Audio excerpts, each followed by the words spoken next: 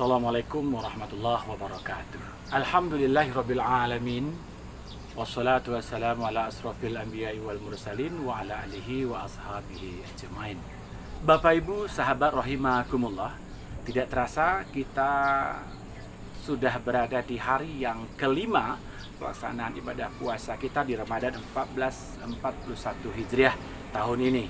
Dan semoga saja Bapak Ibu sahabat dalam keadaan sehat dan selalu diberkati segala kegiatannya, dilancarkan segala usahanya, dan tentunya kita berharap apa yang kita kerjakan dibalasi dan diterima oleh Allah dengan sebaik-baiknya.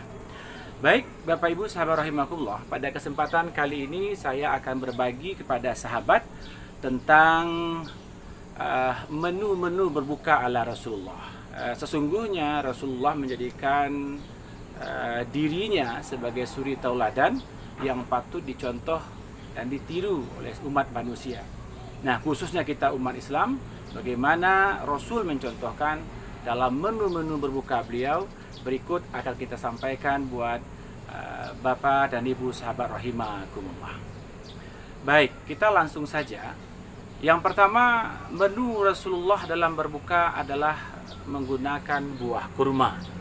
Nah, kita memang tahu bahwa kurma sendiri adalah tumbuhan yang hidup di daerah Madinah sana. Kemudian sebaliknya di Masjidil Haram adalah air Zam-Zam. Jadi bagi siapa saja yang melaksanakan umroh atau haji, maka pasti oleh-oleh yang akan dibawa dari Madinah Al-Munawwarah adalah kurma. Dan dikenal juga dengan kurmanya Nabi, atau istilah pasarnya adalah kurma ajwa. Bapak Ibu rahimakumullah, hadis dari Anas bin Malik menjelaskan, qala kana Nabi Muhammad sallallahu alaihi wasallam yuftiru qabla ayusalliya ala rutabat fa illam yakun rutabat fa tumayra fa illam takun tumayrat hasawani min ma'in. Arti dari hadis itu adalah Nabi berbuka sebelum sholat dengan kurma. Kalau beliau tidak mendapati kurma yang basah, maka beliau berbuka dengan kurma yang kering. Namun jika tidak menemukan kurma yang kering, maka Rasul juga berbuka dengan air saja. Beliau mengkonsumsi buah kurma. Ya, kenapa buah kurma? Karena buah kurma mengandung banyak serat, banyak vitamin serta protein bagi tubuh. Di kurma juga ada antioksidan yang mampu memperbaiki pencernaan bagi orang-orang yang berpuasa. Kalsiumnya tinggi, kemudian juga mengandung zat besi dan juga menurunkan kolesterol. Nah, itu menu pertama Nabi Muhammad SAW ketika melaksanakan ibadah puasa, khususnya pada saat berbuka. Kemudian yang kedua adalah delima. Nah, kata-kata delima ini dinukilkan Allah dalam Al-Quran dalam surah Ar-Rahman ayat yang ke-68. Na'udzubillahi minasyaitonirrajim. Bismillahirrahmanirrahim. Fihima fakihatun wa nakhlu wa rumman. Artinya pada kedua surga itu telah ditanami dua buah pohon. Masing-masing surga itu yang diantaranya adalah pohon kurma dan pohon delima. Jadi Nabi sahabat rahimakumullah berbuka juga dengan buah delima. Bukan tanpa alasan Nabi berbuka dengan buah delima, karena buah delima kaya dengan nutrisi, antioksidan, baik bagi kesehatan, membuat tulang menjadi kuat, dan menguatkan daya ingat. Namun yang lebih daripada itu, bahwa sungguhnya delima dan kurma adalah tanaman yang ada dalam surga berdasarkan firman Allah dalam surah Ar-Rahman tadi. Bapak Ibu rahimakumullah. Lalu apalagi menu Rasulullah tak kala berbuka pada saat ibadah puasa adalah anggur. Nah, anggur atau anggur kering sering juga disebut dengan kismis. Ini dijelaskan oleh Allah dalam surah Yasin ayat yang ke-34. Na'udzubillahi minasyaitonirrajim. Bismillahirrahmanirrahim. Wa ja'alna fiha jannatin min nakhilin wa a'nab.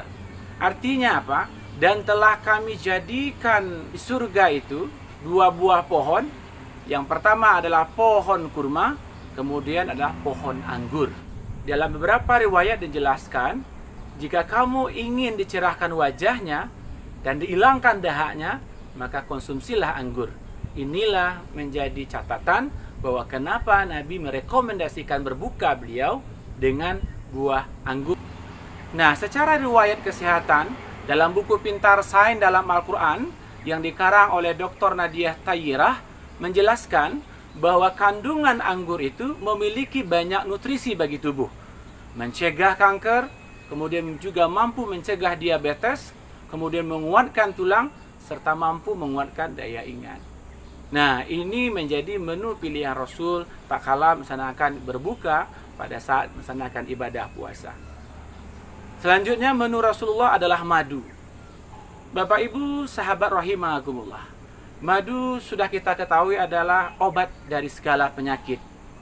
Dalam surah An-Nahl 69 Allah katakan, yukhriju min butuniha syarabun mukhtalifun alwanah fihi shifa'u linnas. Artinya, kami keluarkan di dalam perut-perut lebah itu minuman atau madu yang berbeda-beda warna akibat makanannya yang berbeda. Fihi shifa'u linnas. Di dalamnya terdapat obat bagi kesehatan manusia. Nah, oleh sebab itu, dalam satu riwayat Rasul juga pernah menawarkan madu ini kepada salah seorang sahabat. Salah seorang sahabat melapor kepada Rasul bahwa dia dalam keadaan mencret atau diare. Kemudian Rasul mengatakan, silakan minum madu. Hari pertama beliau datang lagi, hari kedua datang lagi, hari ketiga datang lagi. Disampaikan jawaban sama oleh Rasul, yakni konsumsilah madu. Sehingga pada hari keempat sahabat itu datang lagi. Nah, kenapa? Karena diarenya sudah sembuh. Kemudian kandungan-kandungan yang ada di dalam madu ini juga mampu menyembuhkan manusia dari berbagai penyakit. Rasul pernah bersabda, kesembuhan itu dalam 3 perkara.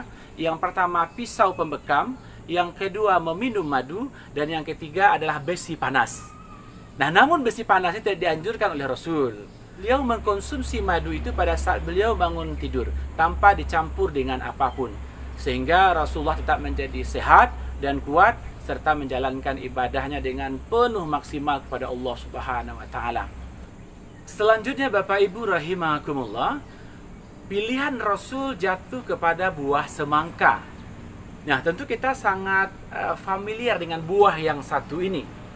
Oleh sebab itu, Rasul mengkonsumsi semangka, kadang-kadang beliau mencampurnya dengan buah kurma. Dalam riwayat Abu Daud dijelaskan bahwa sesungguhnya semangka itu panas dan dingin. Dia akan menghilangkan panas dengan dinginnya. Kemudian dengan dinginnya semangka itu juga akan menghilangkan panas seseorang yang mengkonsumsinya. Kemudian dari Aisyah, riwayat At-Tirmizi juga dijelaskan bahwasanya Nabi sering memakan semangka dengan kurma. Kenapa semangka menjadi pilihan menu Rasulullah SAW saat berbuka? Karena sahabat rahimakumullah,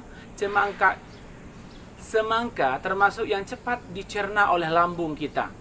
Dia mampu mempelancar air seni atau air kencing kita. Kemudian bijinya bisa menghancurkan batu ginjal dan juga penderita kista.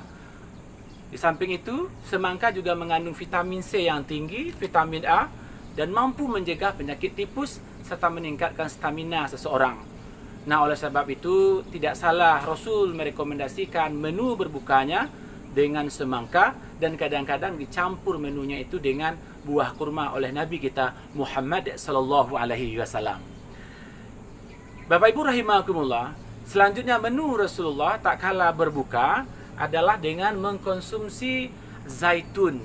Nah, zaitun adalah salah satu pohon yang ditumbuhkan oleh Allah di permukaan bumi ini yang disebutkan namanya di dalam Al-Quran. Hadis dari Baihaqi Ibnu Majah menjelaskan, minumlah minyak zaitun karena sesungguhnya ia berasal dari pohon yang diberkahi oleh Allah Subhanahu wa taala.